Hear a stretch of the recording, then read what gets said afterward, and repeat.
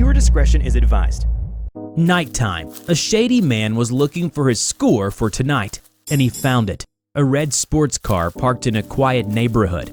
As he prepared his tool to steal the car, a voice came from behind. "Stop right there, you criminal!"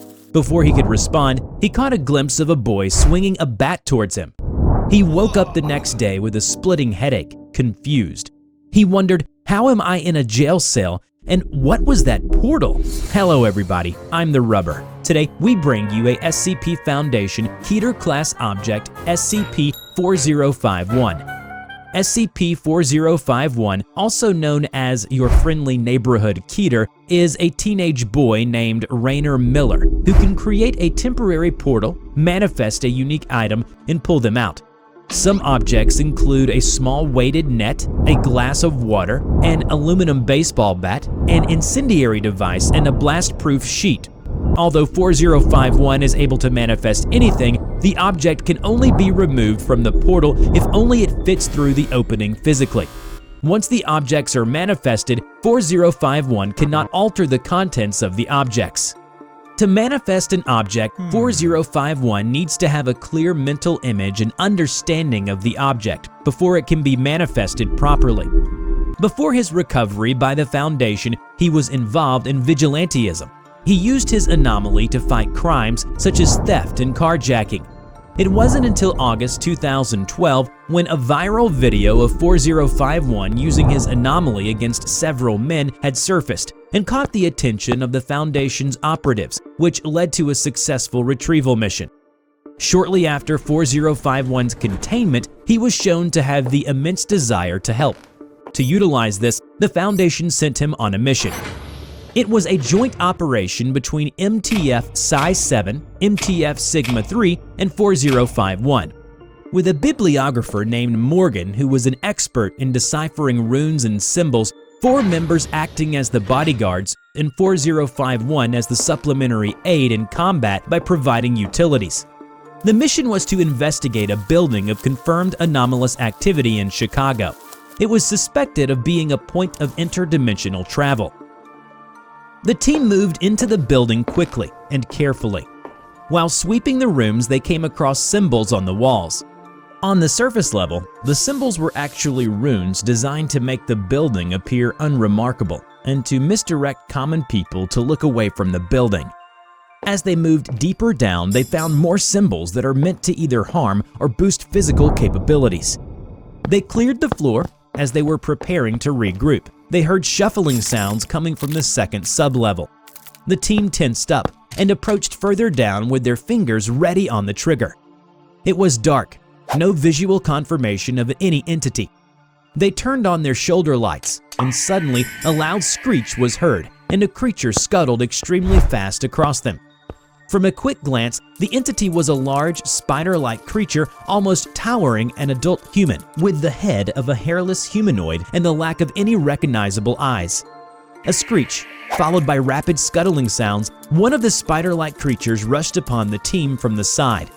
One of them unleashed his flamethrower onto the incoming creature, engulfing it in a blaze that lit up the entire floor, revealing a massive horde of the spiders. They moved down the hallway but were met with unrelenting resistance from the horde. Eventually, they made it into the central room. "Damn, that was it?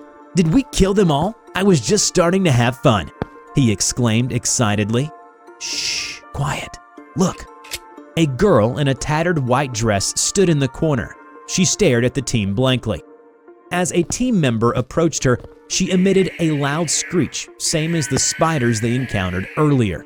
Then her body disfigured as she transformed, becoming a spider herself, except it was much bigger than the others.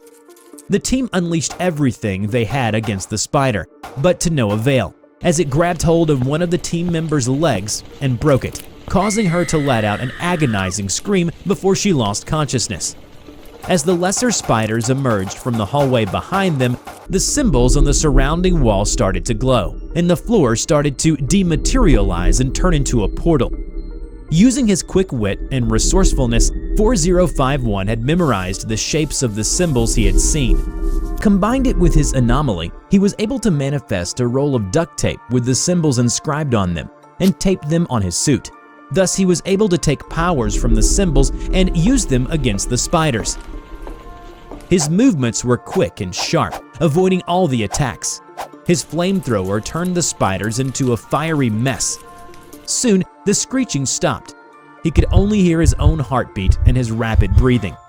He looked around and found that he was the only one standing. All team members were dragged into the portal by the spiders. The unbearable silence felt heavier than his flamethrower, and the room was filled with the smell of burnt flesh. 4051 jumped when his headset beeped in his ear. It was the command. He was ordered to abort the mission. 4051 looked at the swirling portal, a dark tunnel with dirty brick walls on the other side. He said, "Listen, I'm going in." That's what a hero does, right? He disobeys his superiors to save the day. And so he jumped into the portal. Immediately, he found Morgan up ahead. His arm was merged with the wall, causing him intense pain. Under the order from command, 4051 manifested a laser and a bottle of painkillers. He separated Morgan's arm by laser cutting the intersection between the brick wall and his flesh. Morgan took the entire bottle of painkillers and pressed onward to save the rest of the team. Suddenly, there was a distortion on the wall. A head of a large entity emerged from the brick. It appeared to be a humanoid and continued to rise until its form occupied the entirety of the tunnel. Its body was roughly 20 meters in height, requiring the walls and ceiling to wrap around it. Its pure white skin was inscribed with several unknown symbols, marked in a black substance along its forearms and chest. The entity took control over 4051's mind. 4051 fought against it as he clutched his head with both his hands, as if to get the entity out of his mind, and screamed in pain. The command immediately activated the amnestic, which was injected into 4051's body just before the mission. It rendered him unconscious, but not for long, as he immediately stood back up and began to run down the tunnel. "Get out of my head! Get out of my head!" he screamed as he ran. Morgan couldn't keep up with 4051's pace and soon fell behind. As he was running, he manifested a pathway which made his surrounding brick walls to disintegrate abruptly. Through the path, he saw an old enemy, the large spider which the girl had transformed into, as well as his teammates, fighting fiercely against the creature. 4051 promptly joined the fight. As he screamed, the massive humanoid entity reformed above the group. Its eyes began to glow as it looks down on all of them. While he was briefly paralyzed by the mind control and amnestic, 4051 gained the power to delete any entity by manifesting the opposites of them.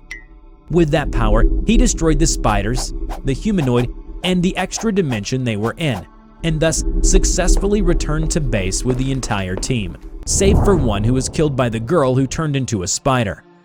However, back in his containment cell, the Foundation had decided that 4051 was to be detained, as he was deemed to be an enormous threat to the Foundation and the world due to his newfound power.